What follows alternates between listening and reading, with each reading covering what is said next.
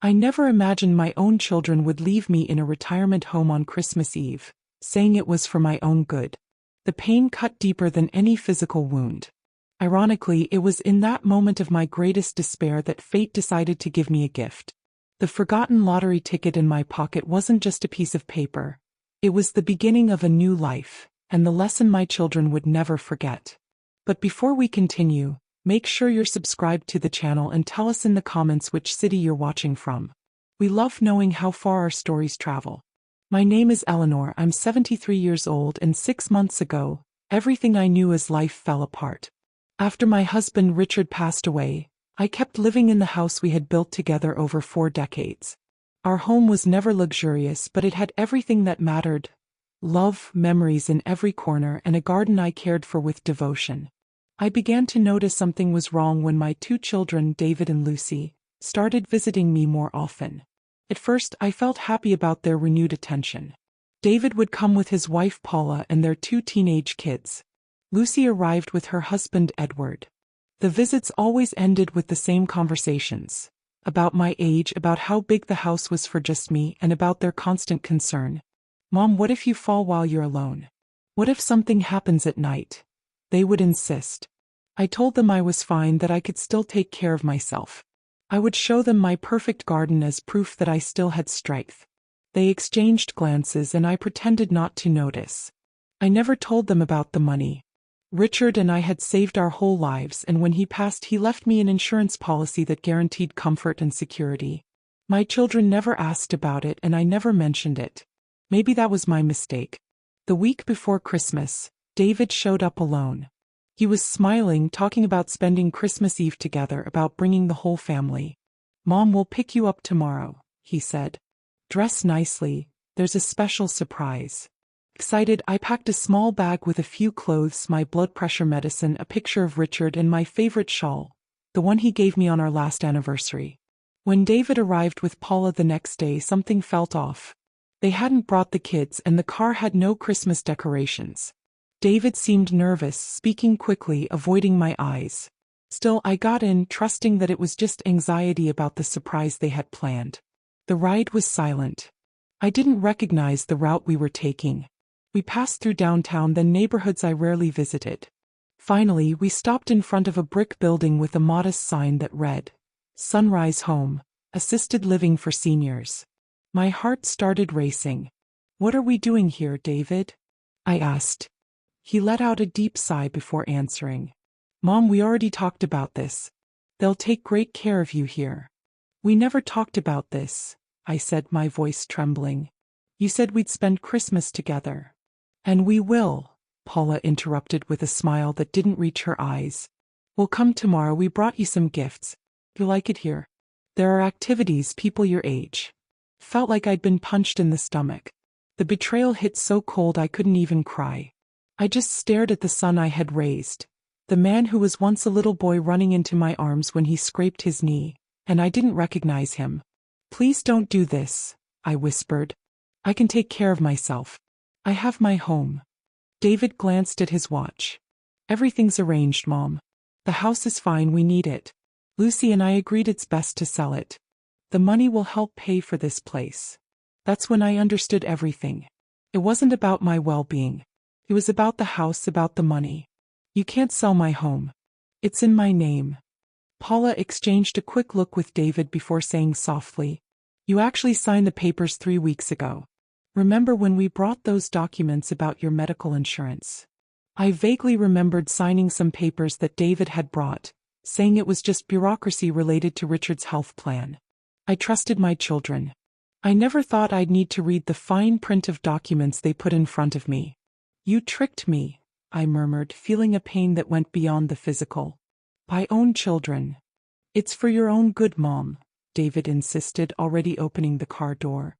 "Come on, let me help you with your bag." I stepped out of the car in a daze. The cold December wind brushed my face, but all I felt was a distant numbness. Inside my chest, an emptiness spread, consuming everything. David took my small suitcase from the trunk while Paula held my arm as if afraid I might run away. At the reception, a middle-aged woman smiled professionally. "Welcome to Sunrise Home, Mrs. Eleanor. We've been expecting you. David filled out some forms while I sat in silence. There was nothing left to say. When he finished, he turned to me with a forced smile. All set, Mom. Everything's fine. We'll come see you tomorrow, I promise.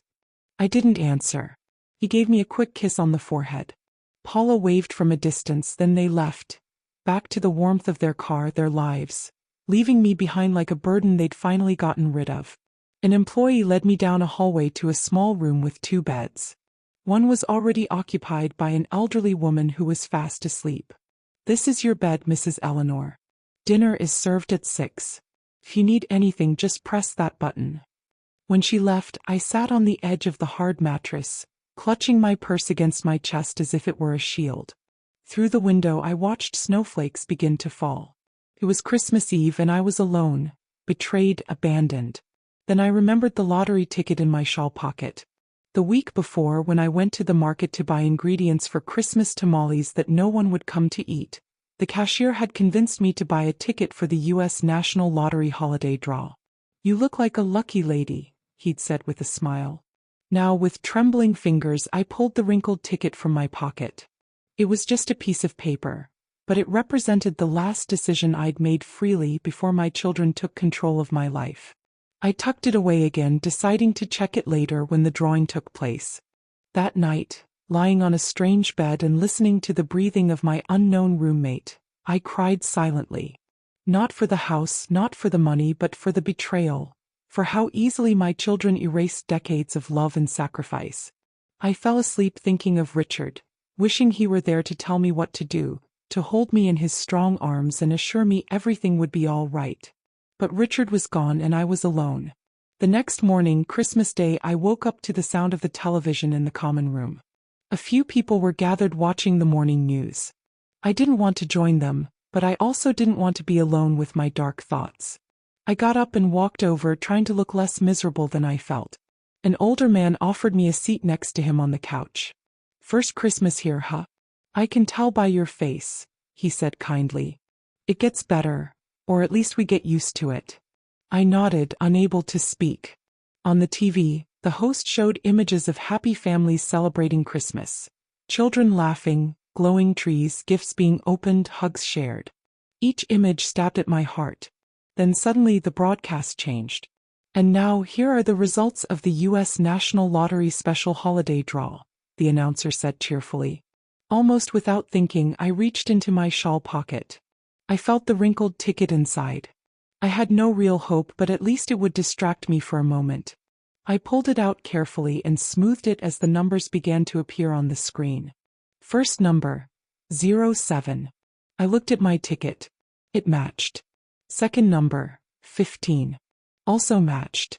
Third, 23. Fourth, 32. Fifth, 41. Sixth, 56. My breath caught. I looked at the ticket again, then the screen, then back to the ticket. It couldn't be true. The winning ticket was sold in Phoenix, the host continued, and the prize is $5 million. A chill ran through me. Every number matched. It was my ticket. My whole body began to tremble. The man beside me looked at me with concern. Ma'am, are you all right? You look very pale. I couldn't answer. I just showed him the ticket with my shaking hand. He took it, checked the numbers, and his eyes widened. Oh my God, you won. You won the lottery. The number echoed in my head like an impossible dream. Me, Eleanor, 73 years old, abandoned in a retirement home on Christmas Eve, was a millionaire. The irony was so absurd I almost laughed through my tears. The man beside me, who I later learned was named Martin, was the first to react. We have to keep this safe, he whispered. And tell the administration. You can't stay here with that ticket unprotected.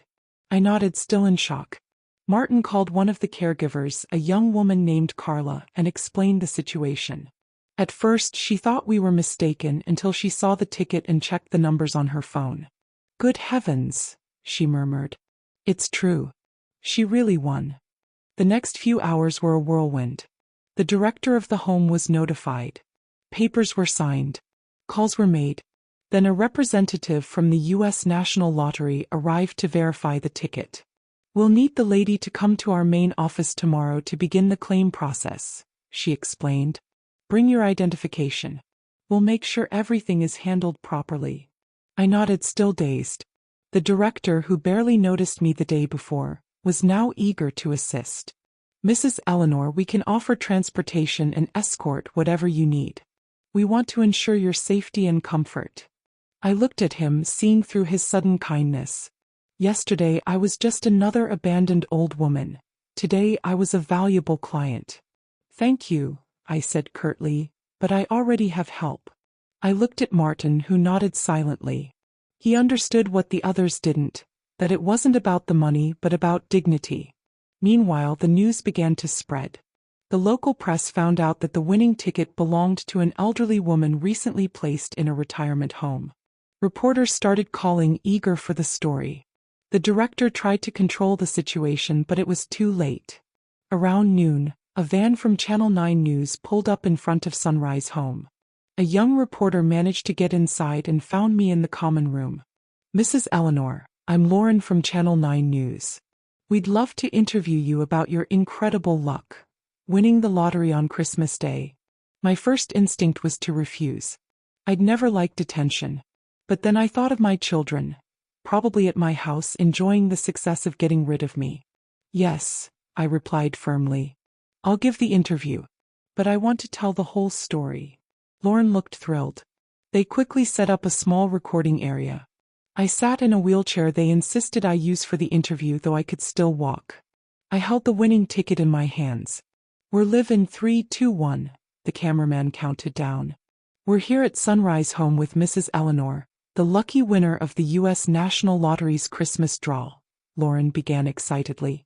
Ma'am, how do you feel about this surprising victory? I took a deep breath. It was time. I feel many things, Lauren, I said. Mostly because last night on Christmas Eve, my children brought me here against my will, after tricking me into signing documents that transferred my house to their names. Lauren's smile faltered, but she stayed professional. Are you saying your children abandoned you here? Exactly, I said firmly. They told me we'd spend Christmas together. Instead, they left me here, and informed me they would sell the house I built with my late husband Richard over 40 years to pay for this place. Lauren looked stunned but quickly realized she had a much bigger story than she expected. And the lottery ticket? I bought it last week before I knew what my children were planning, I explained, showing the paper to the camera. It was in the pocket of my shawl when they brought me here. This morning, I saw the drawing on television and discovered I'd won $5 million. Lauren searched for the right words. This is extraordinary. What do you plan to do now, ma'am? I thought for a moment before answering. First, I'm going to get my house and my dignity back. And then I plan to help other seniors so that no one has to go through what I did. The camera kept rolling as I told every detail. How I'd been deceived, how my children had planned everything, how I felt when I realized they were leaving me here on Christmas Eve. I didn't shed a single tear. I spoke clearly, looking straight into the camera. Do your children know you won the lottery? Lauren asked. I shook my head. Not yet, but I'm sure they're watching. I looked straight into the camera. David, Lucy, I hope you're enjoying Christmas in my house. Enjoy it while you can. Everything will change tomorrow. When the interview ended, Lauren squeezed my hand with genuine emotion. Mrs. Eleanor, your story is incredible. If you need anything, please contact us. I thanked her and watched as the TV crew left. I knew my message was already on the air, reaching every corner of the city, even my living room where my children were probably frozen in shock. I didn't have to wait long. Less than an hour after the broadcast, my phone, the one David hadn't taken, started ringing. His name flashed on the screen. I let it ring until it went to voicemail. Then he called again. Next came Lucy's turn. Messages started pouring in. Mom, we need to talk. Please answer. It's not what you think. We're coming there right now. I turned off the phone and slipped it into my purse. They didn't deserve my attention. Not now. Not after what they'd done. Martin came over, sat beside me and smiled gently. I think you caused quite a stir, Mrs. Eleanor, he said softly. They deserve more than a stir, I replied, feeling lighter than I had in years. They deserve to know what it feels like to be betrayed by the ones you love. Around 4 in the afternoon, David and Lucy arrived at the residence. I was in the common room playing cards with Martin and 2 other residents when they burst through the door, followed by Mr. Grant, who tried to calm them down. "Mom!" David shouted, his face red with fury. "What did you do? Why did you give that interview? Why won't you answer my calls?" I looked at him calmly, placing my cards on the table. "Good afternoon, David. Merry Christmas. What a surprise to see you here. I thought you'd be busy at my house." "Mom," Lucy began, using that soft, manipulative tone she always used when she wanted something. "You misunderstood everything. We never meant to hurt you. We just wanted what was best for you." "What was best for me?" I repeated, feeling a cold rage rise inside me. Deceiving me into signing documents, bringing me here against my will, taking my home, was that what was best for me? "Mom needs care," David insisted firmly.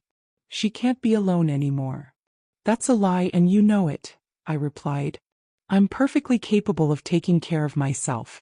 You just wanted the house. You wanted to get rid of the burden I'd become. Well, congratulations. You succeeded. You just didn't expect me to win the lottery, did you?" The silence was so heavy you could almost cut it. The other residents watched discreetly. Martin stayed beside me, quiet but solid. "Mom," Lucy whispered. "Let's go home. We can fix this as a family." "What home, Lucy?" "The one you stole from me." "We didn't steal anything," David protested. "You signed the papers." "Papers you told me were for my medical insurance," I shot back. "That has a name, David. It's called fraud." "Mom, please," Lucy begged, stepping forward to take my hand. I pulled away. "Please, you won the lottery. It's a Christmas miracle. Let's celebrate together as a family." I looked into her eyes, so much like her father's, and felt only sadness. "Family? You stopped being my family the day you abandoned me here." "We didn't abandon you," David insisted, raising his voice.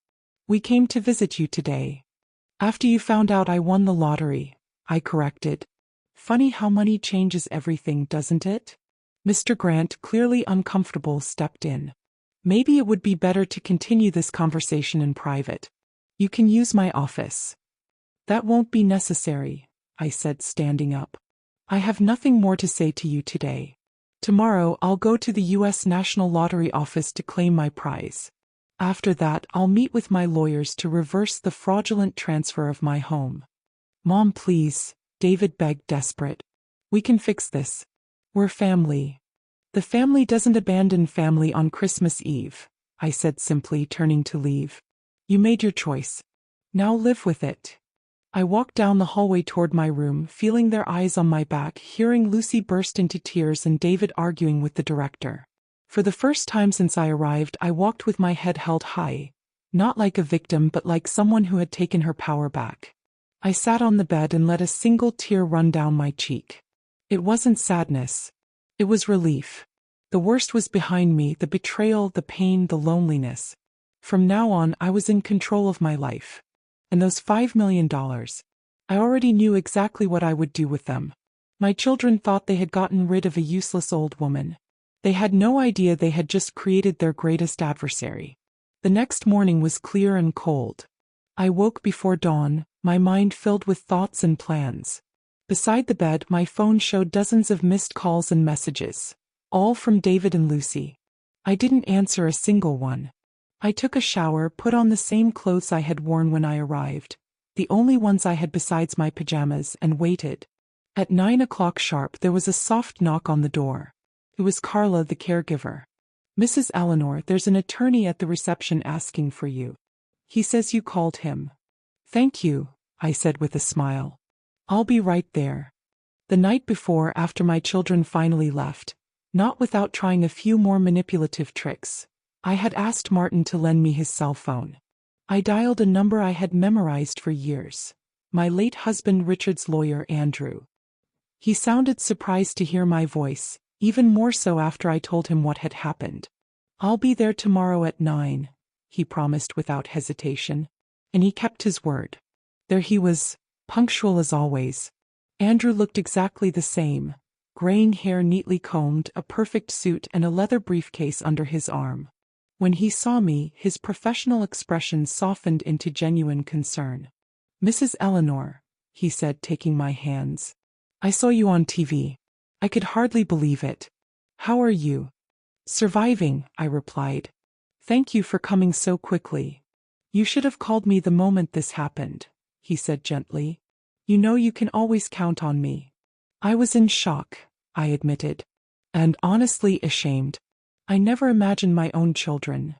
Andrew squeezed my hands. "You don't have to explain. I'm here and we'll fix this. First, we'll go to the U.S. National Lottery to claim your winnings. Then we'll work on getting your house back." I nodded. Andrew hailed a cab, politely declining the director's offer to use the facility's car, and we left together. During the ride, he explained the plan. "I reviewed the kind of documents you described," he said. "If you truly believed you were signing medical insurance papers, we have a solid fraud case. We'll reverse the transfer, no doubt about it. As for the winnings, I'll make sure the money is deposited safely in an account under your name." When we arrived at the lottery office, we were welcomed warmly. The story was already all over the news. The elderly woman abandoned in a home who won the lottery. Everyone seemed eager to help. I signed the documents, showed my ID, and within a few hours I was officially $5 million richer. "The funds will be available in your account within 48 hours, the manager said with a smile. "Congratulations, Mrs. Eleanor. A happy ending to a sad story." "It's not the ending," I replied, exchanging a look with Andrew. "It's only the beginning." When we left, a crowd of reporters was waiting. Cameras flashed, questions flew. Andrew, ever the professional, stepped forward. "Mrs. Eleanor appreciates your interest, but she won't be giving any more statements at this time. We're focused on correcting the injustices committed against her and ensuring her well-being." He guided me quickly into a car he had arranged. We weren't going back to Sunrise Home, but to a hotel downtown in Phoenix. "You're not returning there," he said firmly. "From now on, you'll stay somewhere safe until we settle the matter of your house." While he handled the check-in at the front desk, I noticed the television in the lobby showing my face beside the headline. "Elderly woman abandoned wins lottery. Instant karma. Ungrateful children. Fate's revenge." It made me deeply uncomfortable. I didn't want to become a spectacle or a symbol of vengeance. All I wanted was justice, and to regain my dignity. In the hotel room, Andrew opened his briefcase and got to work. He made calls, drafted documents, outlined strategies. Around noon, he received a call that made him frown. "It's your children," he said, covering the receiver. "They're at my office with my associate. They want to speak with you." I took a deep breath. "Put it on speaker." David's voice sounded anxious and tense. "Mom, we're here with Mr. Frank. This was all a misunderstanding. We need to talk to you." "A misunderstanding?" I repeated, keeping my anger contained. "Is that what you call tricking your mother into signing away her house and abandoning her in a retirement home on Christmas Eve?" "We didn't mean to hurt you," Lucy said, her voice shaking. "We were worried. That house was too big for you alone. What if you fell? What if something happened at night?" "Lies," I answered calmly. "If you had really cared, you would have talked to me directly. You would have offered options, not traps. But you deceived me, made me sign papers I didn't understand, and left me there as if I no longer existed." "Please, Mom," Lucy begged through tears. "Let's talk in person. We can fix this as a family." "Family," I repeated. "Family doesn't do what you did. If you want to talk, it will be through the lawyers." "So this is all about the money?" David asked, his irritation slipping out. "No, David, it's about the betrayal," I said firmly. "The money only gave me the means to defend myself against the injustice you committed." Andrew stepped in with his professional tone. "Mr. and Ms. Parker, I recommend you hire an attorney. We'll be filing a lawsuit to annul the transfer on grounds of fraud and to request compensation for emotional damages. If you wish to avoid a long and embarrassing legal process, we're open to negotiation." "Negotiation?" David repeated indignantly. "She's our mother. We're not negotiating with strangers. You treated me like a stranger when you abandoned me," I replied. Now you'll treat me like a legal adversary. Andrew ended the call and looked at me calmly. Are you all right? He asked softly. I nodded. I'm just tired of being treated as if I can't make my own decisions, as if getting older means losing the right to live my own life. The next few hours, Andrew worked tirelessly while I tried to rest a little. The hotel was comfortable, far more than the retirement home, but it wasn't my house. I thought about my garden, my furniture, the home Richard and I had built with so much love. Late in the afternoon, I received an unexpected visitor. Martin, my friend from the home, arrived with my small suitcase. How did you find me? I asked, surprised and touched. I have my ways, he said with a mischievous smile. When you've lived as long as I have, you learn to recognize good people. I just wanted to make sure you were okay. I invited him to sit and ordered tea from room service. We talked about life, about our families. Turns out he used to teach history and had chosen to live in the home after losing his wife to cancer. I didn't want to be a burden to my daughters, he explained. They live far away, have their own lives, but they visit often. I nodded with understanding.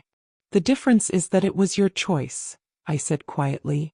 He smiled and I understood perfectly. Choice changes everything. When Martin left, I promised to visit him soon. He was a living reminder that kindness still existed in the world, even in the most unexpected places. The next morning, Andrew arrived early with news. We got a restraining order, he told me. Your children won't be able to sell the house until the case is resolved. We also requested a forensic review of the documents you signed to confirm the fraud. How long will that take? I asked, impatient to go home. Usually months, he said, but with the media attention and such strong evidence, we can speed it up. He hesitated for a moment. I received a proposal from your children. A proposal? What kind of proposal? I asked, raising an eyebrow. They're willing to return the house voluntarily and issue formal apologies, as long as you drop the charges and keep the matter out of the media. Apparently, David was suspended from his job, and Lucy is facing social backlash. For a moment I felt a mix of emotions. Part of me was glad, but another part, the mother still inside me, felt only sorrow. What do you think? I asked. Andrew thought for a moment. Legally, it's a good offer. You'll get your house back quickly without a long trial. But the decision is yours. You were hurt deeply. I thought for a moment. I'll accept, but on one condition. They must do volunteer work in a senior home for a full year. I want them to see with their own eyes what it feels like to be forgotten, to be treated as if you no longer matter. Andrew smiled. I'll include it in the terms. That's fair. 3 days later we signed the agreement. David and Lucy didn't attend, they sent their lawyers. The house was officially back in my name and they committed to the community work. The lottery winnings had already been deposited into my account. I was ready to start over. When I finally returned home a week after being taken away against my will, everything looked the same, yet completely different. The same walls, the same furniture, but something inside me had changed. Maybe because I had changed. I was no longer just Richard's widow or the mother of David and Lucy. I was Eleanor, a woman who had faced betrayal and come out stronger. That first night, I sat on the terrace with a cup of tea in my hand, looking at my garden that was starting to show signs of neglect. Tomorrow I'll take care of you, I thought with a smile. Tomorrow I'll start rebuilding not just the garden, but my life. The phone rang. It was Lucy. I hesitated but answered. Mom, her voice was fragile, almost childlike. I just wanted to know if you're okay. I'm fine, Lucy, I said, not harshly but without warmth. Better now that I'm home. Can we visit you sometime? She asked hesitantly. I took a deep breath. Maybe someday, but not now. I need time. I understand, Lucy whispered. I'm so sorry, Mom. I really am. I know, I said calmly. And I know you're sorry. Now go do your volunteer work. Learn. We'll talk after. When I hung up, I realized I no longer felt anger. Only a deep peace and the determination to live the rest of my years on my own terms. And those $5 million already had a purpose. Plans that would have made Richard proud. Plans to ensure that no other seniors would ever live through what I had. Fate had given me a second chance and I had no intention of wasting it. A month after my return, everything had changed. It was a month of organizing, healing, and planning. The money remained safe in the bank, growing with interest while I decided how to use it. I resumed my routines with joy, gardening in the morning, reading in the afternoon, evening walks at sunset. My neighbors, who had seen my story on television, now greeted me with warmth and respect. The old woman who had turned fate around had become something of a local celebrity. Andrew came to visit often, not only as my lawyer but as a friend. During one of those visits, as I served tea on the terrace, I finally shared my plan with him.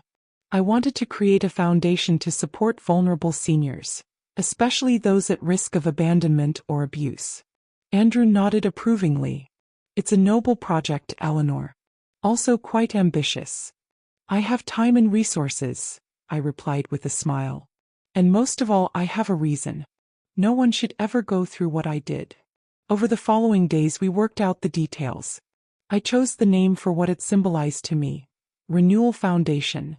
A symbol of the new beginning I was living myself. The foundation would provide free legal counseling for seniors, develop assisted living programs with dignity, and raise awareness about their rights. I want this to be my legacy, I told Andrew, something that continues long after I'm gone. It will be, he assured me.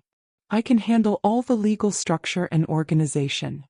A week later, I received an unexpected call. It was Martin, my friend from the home, and his voice carried urgency. Eleanor, you have to come to Sunrise Home. They're shutting it down. They're moving everyone to state-run facilities, and some of them have terrible conditions. My heart tightened. What happened? The owner's gone bankrupt. After all the publicity from your story, many families pulled out their relatives, and the place's reputation collapsed. Even though I knew I'd done nothing wrong, guilt pierced me.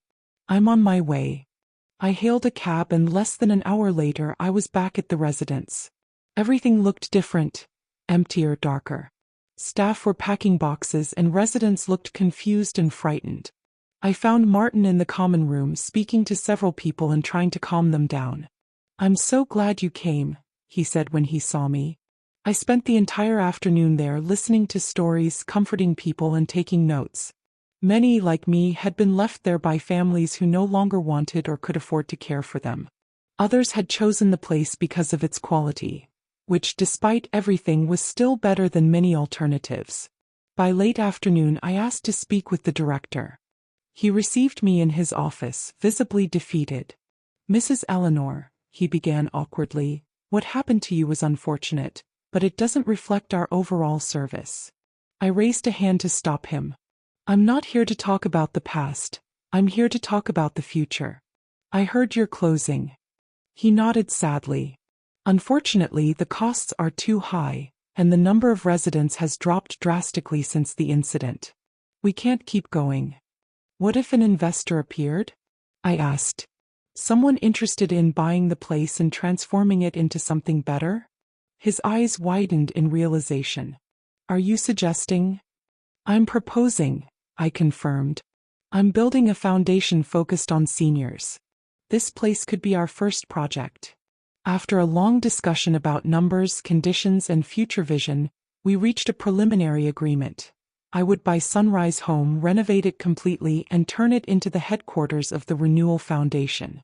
When I shared the news with Martin and the other residents, the reaction was one of relief and hope. I promised that no one would be removed, that the quality of care would only improve, and that together we would build a model of senior living based on respect, dignity, and autonomy. On my way out, I ran into Carla, the caregiver who had been so kind to me during my stay. What you're planning is wonderful, she said sincerely. Many of these people have nowhere to go. You're saving lives. I'm just doing what's right, I replied. And I'll need good people like you to make this dream come true. Back home, I called Andrew and told him the news. He was enthusiastic, though cautious. It's a big step, Eleanor. Are you sure you're ready for that kind of responsibility?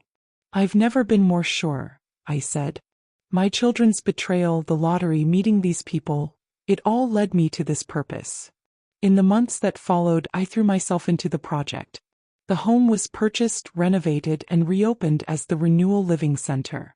We modernized the facilities, expanded and trained the staff, and launched new programs. Permanent residence for those needing constant care, temporary residence for those recovering from illness, and a day center for seniors living with their families but needing daytime support and activities. Martin became my right hand. With his academic background, he designed cultural and educational workshops for the residents. Carla was promoted to head of care, training the staff in the values of respect and empathy I admired so much in her. Within 6 months, the center had become a model for elder care. Newspapers and magazines wanted stories about the transformation, about the abandoned woman who used her fortune to help others in her same situation. During one of those interviews in the garden of the newly opened center, inspired by the one at my house, I saw David and Lucy walking toward me hesitantly. They looked different. David seemed to have aged years in just a few months. Lucy was thinner with dark circles under her eyes. Both looked nervous, out of place. "Mom," he began quietly, "this place is incredible. What you've done here is extraordinary." "Thank you," I replied, keeping my composure. "Are you fulfilling the agreement? Are you doing the volunteer work?" They both nodded. "We're at a public senior home on the east side," Lucy explained, "twice a week, just as agreed." "And how has it been?" I asked with genuine curiosity. David lowered his gaze. "Hard. Eye-opening. We never imagined, never understood, how many older adults are treated, how invisible they can become. Just like we almost made you invisible," Lucy added, her voice trembling. "There aren't enough excuses for what we did, but we want you to know that we truly regret it, and that this work is changing us." I looked at my children, the ones I had raised with love, taught values to, and supported at every step. In their eyes I saw shame and remorse and something new, understanding. "Regret is the first step," I finally said. "Real change comes with actions, not words." "We know," David added. "That's why, besides the mandatory service, we started a support group for families with aging parents. We want to help them understand the challenges and find solutions, so they don't make the same mistakes we did." Their initiative surprised me. "That's admirable," I admitted. "It was Lucy's idea," David confessed. "Many families are overwhelmed," Lucy said softly. "It's not an excuse. Nothing excuses what we did, but we want to turn our mistake into something meaningful." We fell silent for a moment, the wind rustling the leaves, the distant voices of residents filling the air. Then I made a decision. "Would you like to see the center? To see with your own eyes what we're doing here?" Their faces brightened with hope. They nodded and followed me as I guided them through the facility. I showed them every room, every program, explaining how each detail was designed to preserve the dignity and independence of older adults. At the end of the visit, we stopped in the main hall, where several residents were taking a painting class. Among them was Martin, watching us discreetly. "This is my new family," I told David and Lucy. "People who accept me as I am, who value my experience and respect my choices. Here I found a purpose beyond being a mother or a widow." "We understand," Lucy murmured, tears in her eyes. "And we're glad you found it, even if we were the worst children in the world." I sighed. "You weren't the worst. You were human, and you made a terrible mistake. The question is, what will you do now?" When they left, I watched them through the window. I didn't know if I could ever forgive them completely or if our relationship would ever be what it once was. But I saw a beginning, a possibility for redemption. Martin came up beside me and placed a hand on my shoulder. "Your children," he said. I nodded. "They came to see what we're doing here." "And what did you think of the meeting?" I thought for a moment.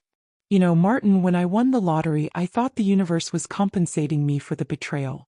But now I understand it was something else, a chance to turn pain into purpose." He smiled. "And you used that chance beautifully." That night, sitting on my terrace, I realized that the loneliness I had feared so much after Richard's death no longer existed. I had a new family, not by blood but by choice, and a purpose that filled me with energy every morning. The lottery money had given me not just independence but the chance to rediscover who I was and what I wanted to leave behind. "Eleanor," The woman who turned abandonment into strength, betrayal into purpose, and pain into healing. That was worth far more than $5 million. A year after the grand opening of the Renewal Living Center, the foundation had grown beyond my dreams. What began as a single transformed home now had 3 branches across the city, serving over 200 older adults. Our model, based on respect, independence, and quality of life, had begun to draw attention from the media, politicians, and social policy experts. We were changing the way society viewed aging, one person at a time. One spring afternoon, as I worked in the office I'd set up at the main branch, I received an unexpected visit. Martin came in with an elegant woman I immediately recognized, the city's commissioner for social welfare. "Eleanor," Martin said excitedly, "Dr. Melissa came to see our work and has an interesting proposal." The doctor shook my hand with a warm smile. "Mrs. Eleanor, it's a pleasure to meet you. I've been following the admirable work of the Renewal Foundation closely." We talked for over an hour. She explained that the City Council was reviewing its policies for senior citizens and wanted to incorporate some of the innovations we had implemented. "What you've achieved here is revolutionary," she said, looking around the bright, welcoming space. "Public nursing homes are overcrowded with outdated methods and poor infrastructure. We'd like to collaborate." The proposal was bold. The city government would provide land and partial funding for the foundation to expand its model into public institutions. In return, we would share our methodology, training, and quality standards.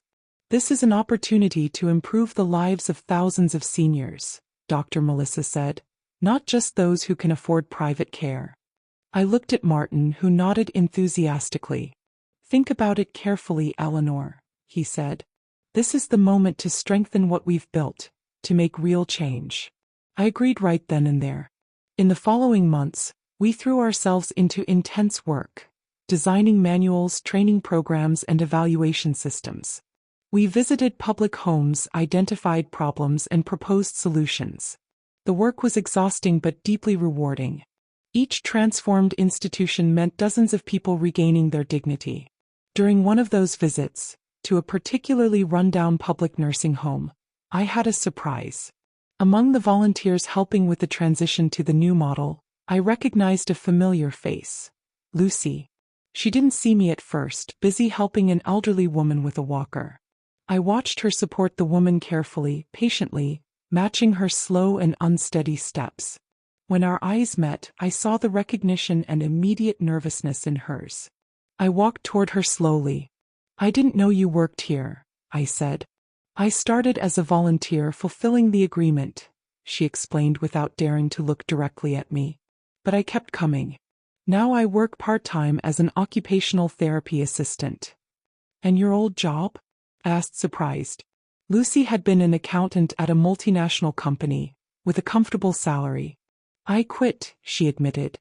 "After everything that happened, I realized I was living an empty life, working only for money and status. Here, I feel like I'm doing something that truly matters." I looked at her with new eyes. The immaculate woman who had once turned her back on me now wore a simple uniform, her hair tied back, no makeup, but there was a different light in her gaze. "I'm proud of you," I said finally, surprising both of us with my words. Lucy blinked, fighting back tears. "Thank you, Mom. That means a lot to me." That same week, during a meeting with the Foundation's team, I proposed a new program, a free training course for family caregivers of seniors from low-income backgrounds. Often they abandon their elders simply because they don't know how to care for them, I explained. They lack the knowledge, resources, and emotional tools. "If we train them, we'll be preventing abandonment," Martin added. "We'll be addressing the problem at its root." "Brilliant, Eleanor," he said with a smile.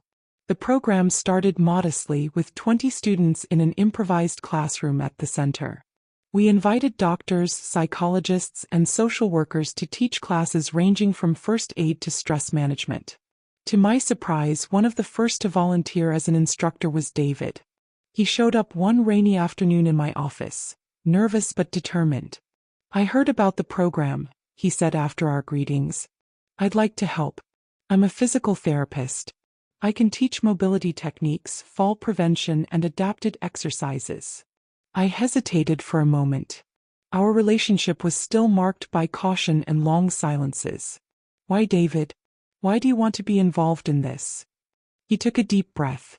Because for years I treated my elderly patients like cases. Numbers. After what we did to you and after working with them, I've learned to see the people behind the age. And now I want to do it right. I looked at my eldest son, once my greatest pride. In his eyes I saw sincerity, remorse, and something else. The same determination that had once kept me going. All right, I said after a few seconds of silence. You can take part in the program, but I'll be watching every step closely. Over the next few weeks, I observed David as he taught his classes. I saw how patiently he explained each movement, how respectfully he demonstrated exercises, and how attentively he answered every question. During one of those sessions, I was deeply moved watching him teach a group of women how to transfer an elderly man from a bed to a wheelchair. The most important thing, he said as he demonstrated the technique, is to remember that you're not moving an object. You're helping a person. A person with a story, with feelings, with dignity. He paused and added, talk to them. Explain what you're doing. Ask for their permission and respect their rhythm. After the class, I approached him. You're a good teacher, I said with a faint smile.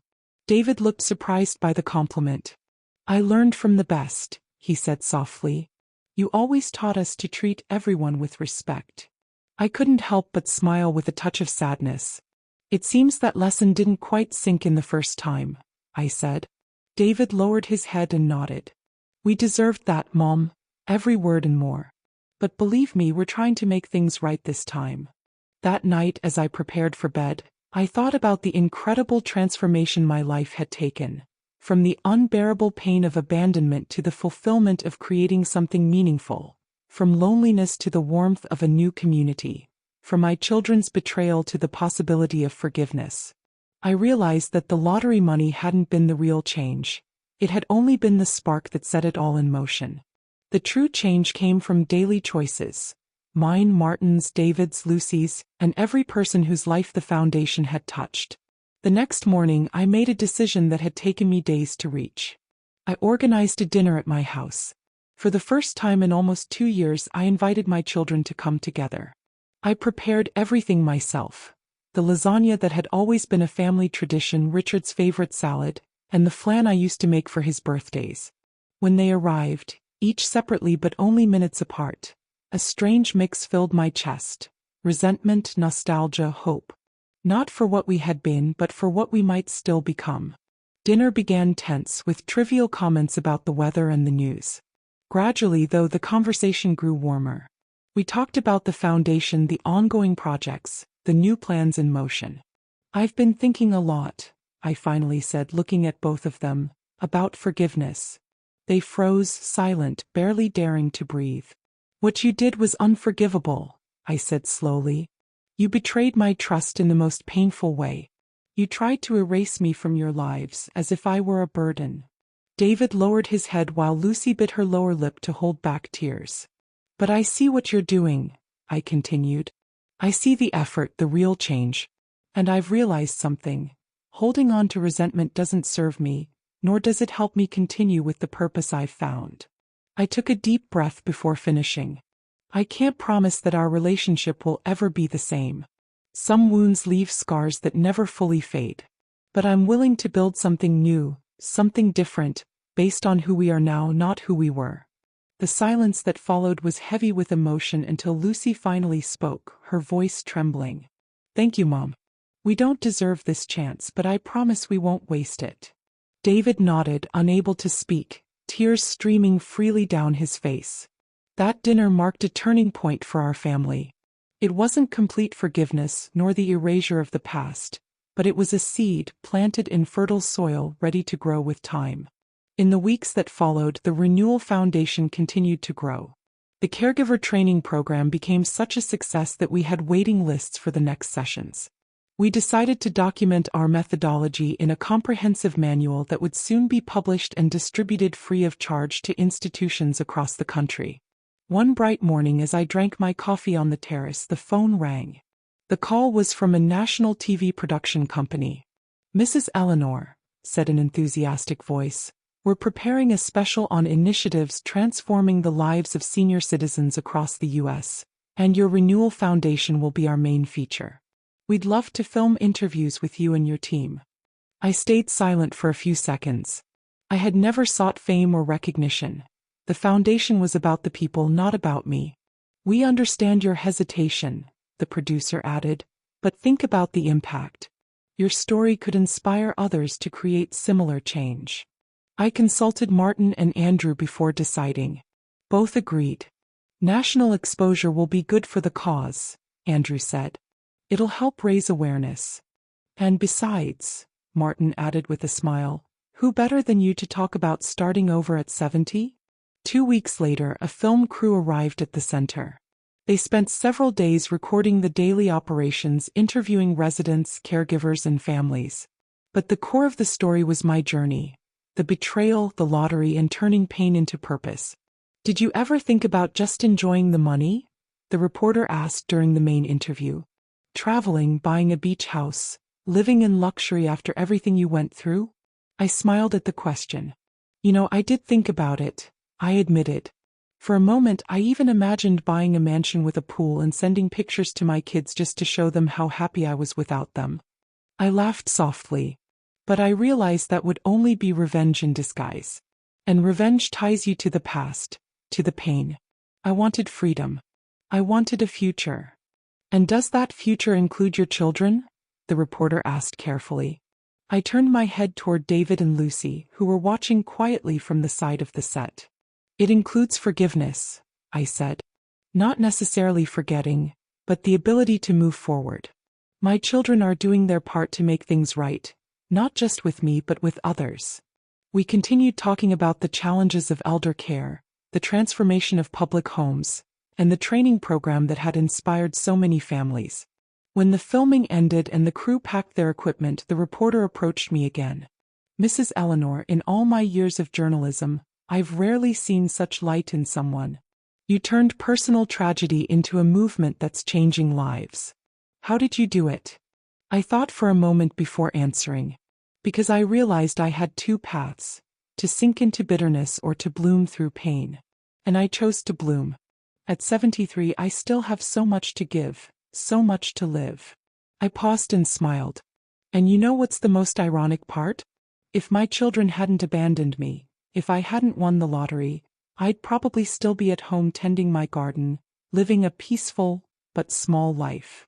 "So you don't regret what happened?" the reporter asked. "I don't regret how I responded," I clarified. "The betrayal hurt, and it still hurts when I remember that cold night and the feeling of being thrown away. But I'm grateful for what I built from it." The documentary aired 2 months later in prime time. I watched it surrounded by my new family: Martin, Andrew, Carla, several residents of the center, and yes, David and Lucy. Seeing my life reflected on screen, told with respect and sensitivity, was a strange and powerful experience. The program didn't portray me as a victim, but as a woman who turned adversity into opportunity. Nor did it depict my children as villains, but as human beings who had made a terrible mistake and were now striving for redemption. The impact was immediate, profound, and moving. The next morning, the foundation's phone didn't stop ringing.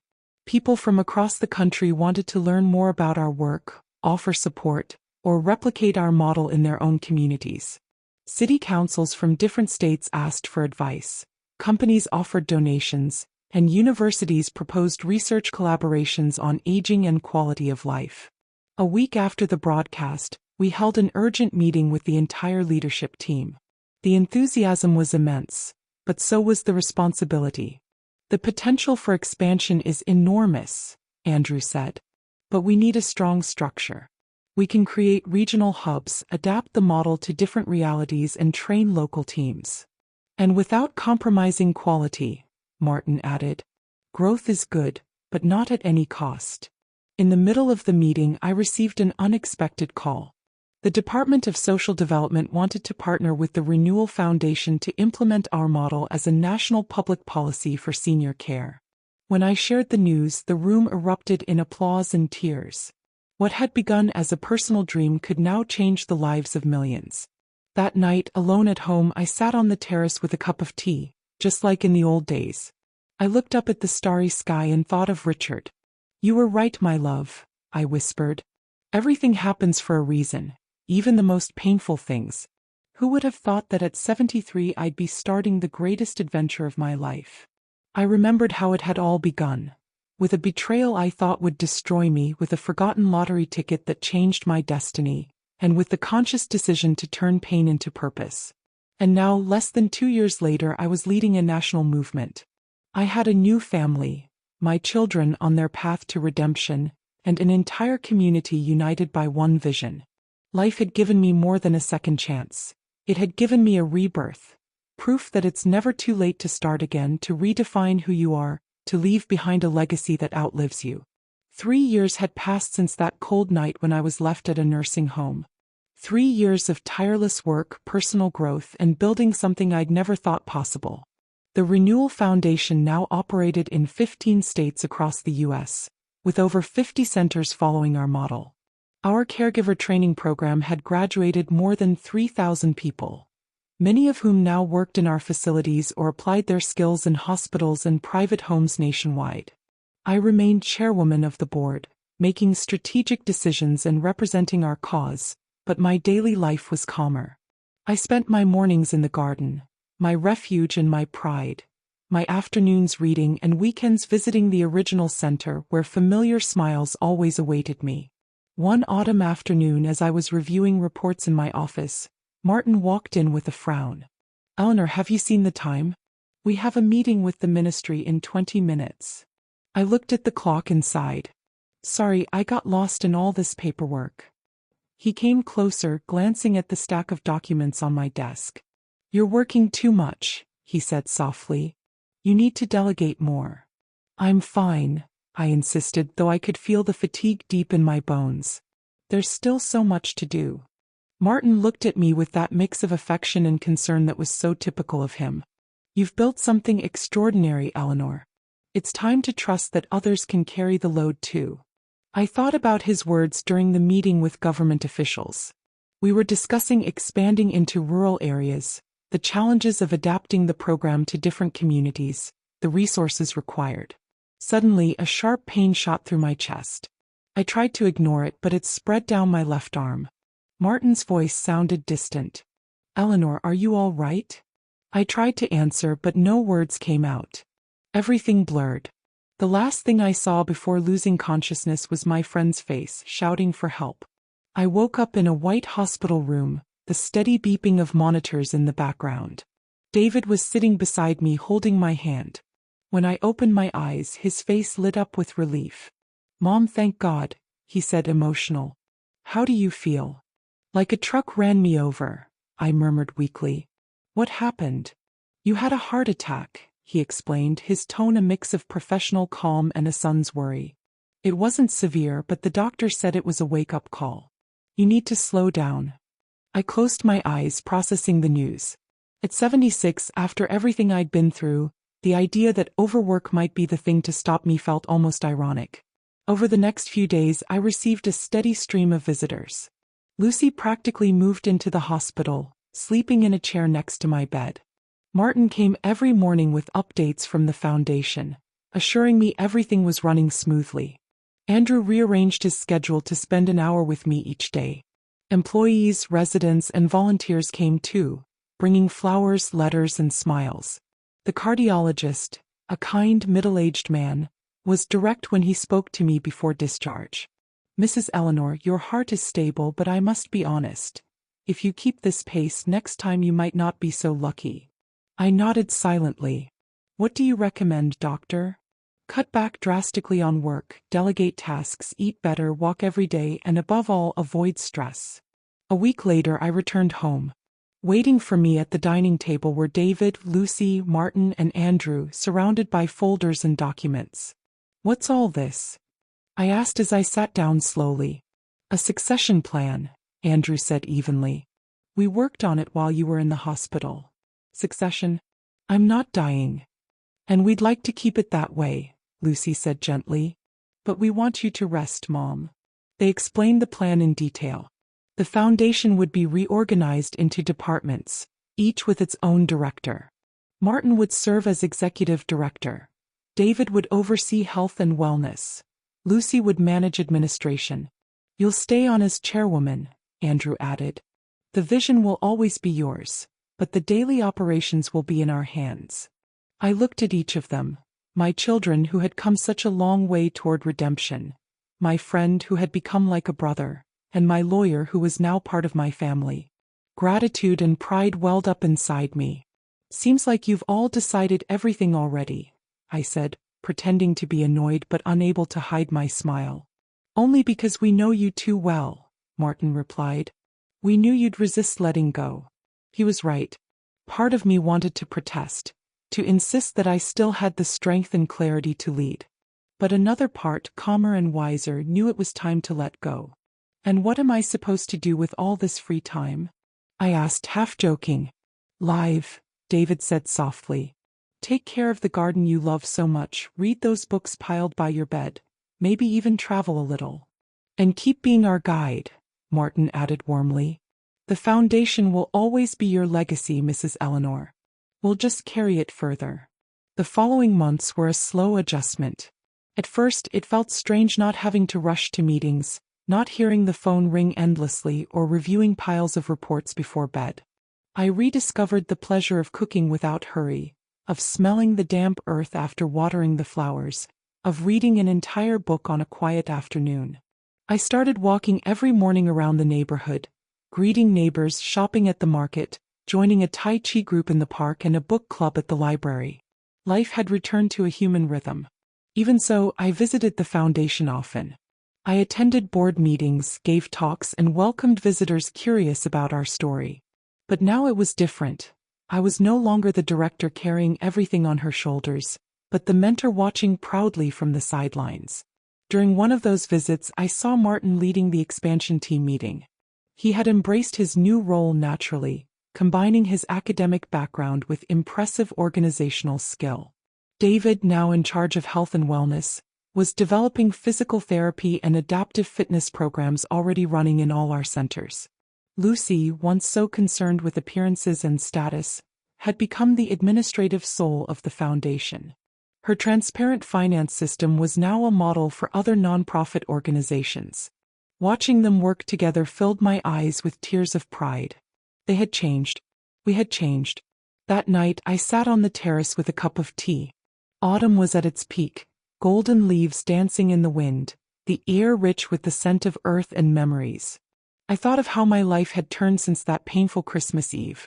The scars of abandonment and the heart attack were still there, but they no longer hurt. They had become reminders of my strength. I thought of Richard, my lifelong companion, of the residents in our centers now aging with respect, of the families who, thanks to our programs, had learned to care for their elders better, breaking the cycle of neglect. The phone rang, interrupting my reflection. It was Lucy. Mom, I just got the news. The Renewal Foundation has been nominated for the National Human Rights Award, in the Senior Protection category. That's wonderful, I exclaimed, feeling a deep joy. Congratulations to everyone, she said, laughing, though they want you to accept the award if we win. We talked for a while about the ceremony, which would take place the following month at the state capitol in Phoenix. When I hung up, I couldn't stop smiling. Not because of the recognition itself, but because of what it represented, validation that our work was resonating across the country. The ceremony was elegant, filled with lights, cameras, and applause. I attended with David, Lucy, and Martin, all dressed impeccably. When they announced that the Renewal Foundation had won its category, the applause was thunderous. I went up to the stage leaning on David's arm. The governor of Arizona handed me the trophy and spoke words of admiration for the impact of our work. Standing at the microphone, I looked out over the crowd. Officials, journalists, activists, families. 4 years ago on Christmas Eve, I began firmly. I was abandoned by my family in a nursing home. The next day I found out I had won $5 million in the lottery. A murmur rippled through the audience. Some already knew the story from the documentary, but hearing it from my lips always struck a chord. I could have spent that money on luxuries, on revenge, or on forgetting. But I chose another path, to turn pain into purpose. I founded Renewal to prove that aging doesn't mean becoming invisible, but having a new chance to serve. I looked for my children in the crowd. Their eyes were filled with tears. This award, I continued, isn't mine alone. It belongs to every senior who's ever been ignored or treated as a burden. To every family struggling without support. To every caregiver who serves with compassion. I raised the trophy. And it's also a message. It's never too late to start again, to turn wounds into strength, pain into hope, and aging into legacy. The applause burst forth, mingled with tears. Back at my seat, David and Lucy embraced me. It was a different kind of hug. One born of respect, not guilt. That night at the hotel we celebrated with a private dinner. Toasts, laughter, memories, stories. Martin raised his glass. To Mrs. Eleanor, he said, who taught us that true wealth isn't measured in money but in purpose. We all toasted. I felt overwhelmed with gratitude. Looking around that table, at my chosen family, I knew we had turned the darkest moment of my life into the beginning of its best chapter. Lying in bed later, I replayed the last 4 years. From cruel abandonment to national legacy. From family betrayal to a family of purpose. Yes, the money had been the catalyst, but the real transformation came from within. From the decision not to dwell in bitterness, to choose love and meaning over revenge, to believe that even at 73 with a broken heart, there was still a road ahead. I fell asleep smiling, at peace with my past and hopeful for the future. Eleanor's legacy wasn't just buildings or programs, it was the message of an entire life. That from the greatest pain can come the greatest purpose, if we have the courage to turn betrayal into a new beginning. 5 years after that Christmas Eve, my life was unrecognizable. At 78 I had found balance, between work and rest, between memory and hope, between my family by blood and my family by choice. The Renewal Foundation kept growing under Martin's leadership, with the support of David and Lucy. We now had 80 centers across the United States, providing care and dignity to more than 5,000 seniors. And as I watched everything we had planted flourish, I knew I had finally fulfilled my purpose. Our caregiver training program had become a national reference, with manuals translated and adapted, soon to be implemented in neighboring countries across Latin America. I remained chairwoman of the board, taking part in strategic decisions and serving as an ambassador for the cause. Still, my daily life was much calmer, divided between my garden, my little oasis of peace, the books I finally had time to read, and regular visits to the original center, where I'd made dear friendships among the residents. One spring morning, as I sipped coffee on the terrace and admired the flowers I'd planted months earlier, the phone rang. It was the Secretary of Social Welfare. Mrs. Eleanor, the Secretary would like to invite you to a meeting in Phoenix next week. It's a matter of great importance, related to the national senior policy. I accepted, intrigued. We already had a strong relationship with the ministry, which had adopted many of our methodologies. What more could they want to discuss? I told Martin and he decided to accompany me. During the flight, we talked about the possibilities. Maybe they want to expand the program, he suggested, or implement some new policy. Whatever it is, I'm curious, I replied, gazing out the window at the clouds below. The secretary welcomed us warmly into his office. After the greetings, he got straight to the point. Mrs. Eleanor, Mr. Martin, he began, I've called you here to discuss something I've been considering for a while. As you know, population aging will be one of our country's greatest challenges in the coming decades. We nodded. The demographic data was clear. America was aging fast. The work of the Renewal Foundation has been revolutionary, he continued. You've established a model that works, one that preserves dignity and rebuilds community. He paused, then added, and I'd like to propose something even more ambitious. He explained that the government was planning a complete reform of its senior policy, including the creation of a new federal agency dedicated exclusively to this cause. And we'd like you, Mrs. Eleanor, to lead this effort as National Secretary for Senior Affairs. I was speechless. I looked at Martin, who seemed just as stunned. Mr. Secretary, I finally said, choosing my words carefully. I'm deeply honored. But I'm 78 years old, and after a heart attack 2 years ago, I promised my family and myself to slow down. The secretary smiled kindly. We completely understand. We don't expect you to work alone. You'll have a full team. Your role would be consultative and strategic, guiding the national implementation of what you've already accomplished with your foundation. I promised to think about it and discuss it with my family and my team before deciding. During the flight home, Martin and I analyzed every aspect. It was an extraordinary opportunity to multiply our impact, to change the lives of millions of older adults. But it also meant more responsibility, travel, and long workdays. What does your heart tell you, Eleanor? He asked. I thought for a moment before answering. It tells me I want to help, that I still have something to give. But it also tells me to be realistic about my age and health. What if we find a middle ground? He proposed. You accept the position, but with clear limits.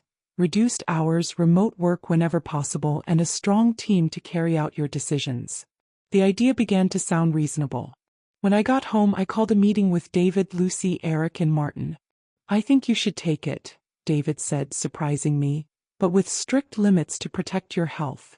I agree, Lucy added. It's a way to make sure everything we've built continues, even when you're no longer leading it. Eric spoke up.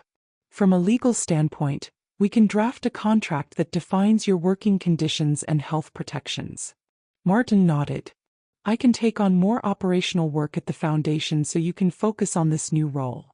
I looked at them one by one. This network of people that hadn't existed years ago, now my greatest strength.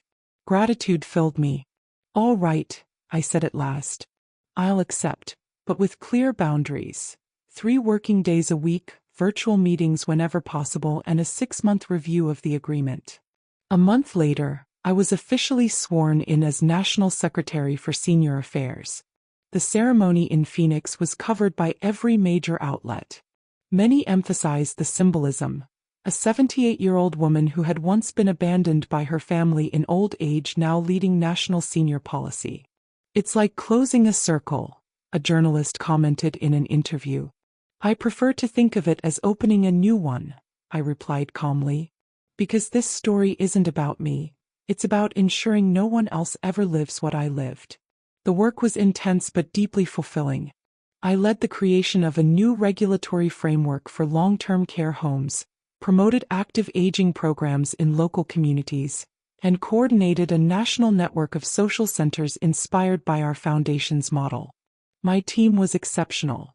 Young idealists, seasoned experts, and even older adults whose lived experiences enriched every discussion. We worked in balance, respecting my schedule but making full use of my energy and experience. On my days off, I stayed closely connected with the foundation.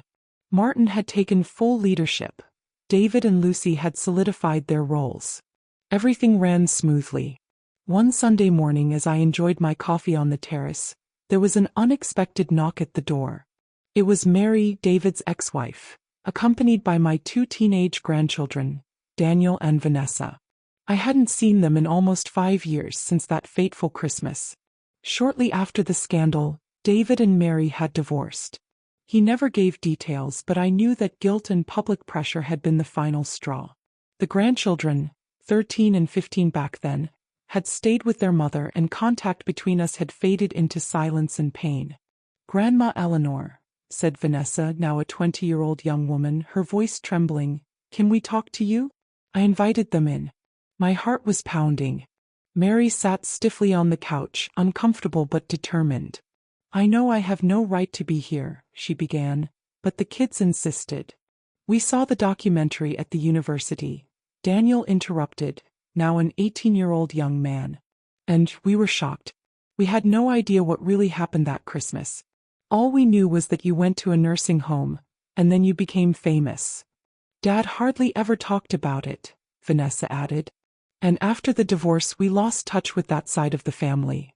I looked at my grandchildren, no longer the teenagers I remembered, but young adults, tall, confident, and yet vulnerable as they spoke. I felt a sharp pang of sadness for the lost years, for the memories we never built together. Now we're in college, Daniel continued. I'm in my first year of med school, and in our medical ethics class, the professor showed your documentary. When I understood what happened, it crushed me. We've wanted to find you for months, Vanessa said, tears glistening in her eyes. But we didn't know if you'd see us or forgive us for being part of all that, even if we didn't understand. I felt my heart open even wider. They weren't to blame. Back then, they were just children caught in the mistakes of adults. You don't need my forgiveness, I said gently. You didn't have a choice in what happened. And I'm so happy you came to see me today.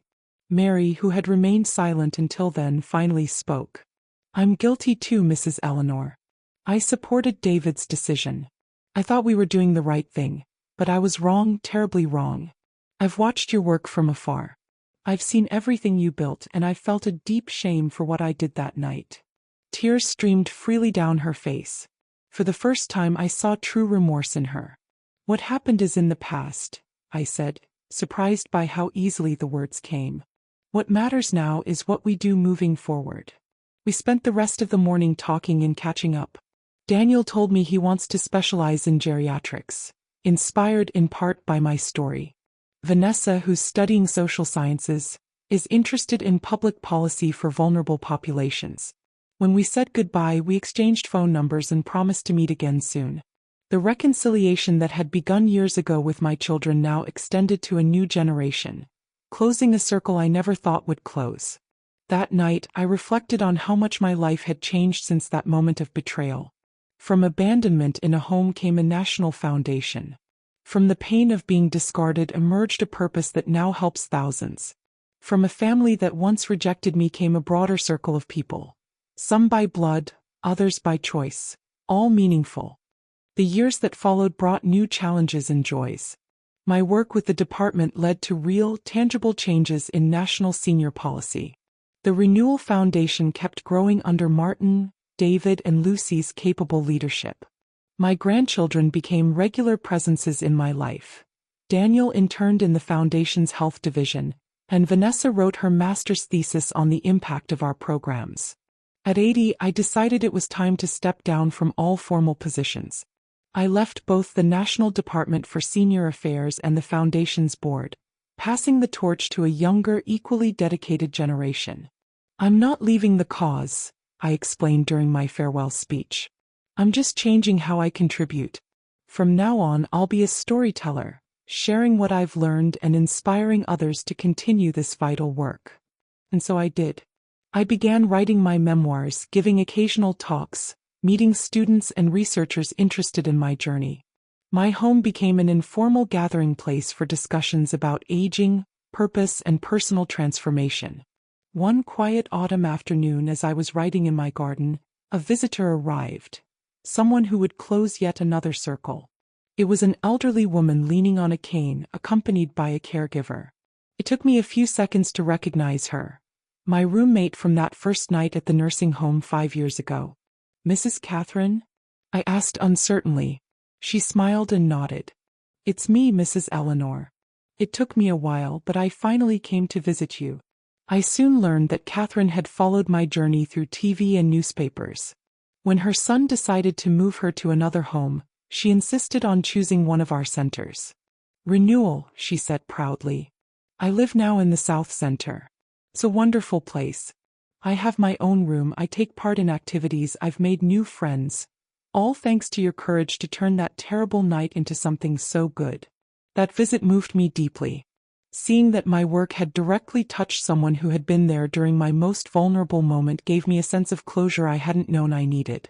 As I grew older, I began to reflect on the true meaning of legacy. It wasn't just buildings, programs, or policies, though all of that mattered. It was lives changed, minds opened, and possibilities created for those who once felt invisible. On my 82nd birthday, I received a very special surprise. The team at the foundation prepared a video filled with messages from dozens of residents, staff, family members, and even officials we had worked with. One of the most touching came from a 90-year-old woman who had lived in one of our centers for 3 years. Before I came here, she said, looking into the camera, I was just waiting to exist until I died. Now at 90 I'm living. I have friends, I have purpose, I have dignity. And all because one woman turned her tragedy into hope for all of us. Thank you, Mrs. Eleanor, for giving me a reason to wake up every day. I watched the video with tears in my eyes, surrounded by my extended family. David with his new wife, Lucy with her husband, my grown grandchildren Martin, Eric, and dear friends from this extraordinary journey. Looking at so many beloved faces, I thought about the road I had traveled. From the deep pain of abandonment to a purpose that transcended everything. From that $5 million ticket to the thousands of lives we helped change. I could have never imagined on that cold Christmas Eve that the worst experience of my life would become the spark for its best chapter. That the forgotten lottery ticket in my pocket wouldn't just be a prize, but the beginning of a journey of redemption, purpose, and legacy. As the celebration continued around me, I closed my eyes for a moment and pictured Richard, my husband, my partner through so many years. I imagined his pride in the woman I became after his passing, for the strength found in adversity, the purpose discovered in pain, and the legacy built from abandonment. At 82, I had learned that destiny sometimes has a peculiar sense of humor, that our hardest falls can lead us to our most meaningful ascents, and that it is never, ever too late to begin again. That lottery ticket my children never knew I had, the prize that turned an abandoned old woman into a force for change, was only the beginning. The real treasure was discovering that even in our darkest moments, there is always the possibility of a new dawn. And for me, that dawn became a glorious day. If this story touched your heart, support us by giving it a like and subscribing to the channel. New stories are already waiting for you on your screen.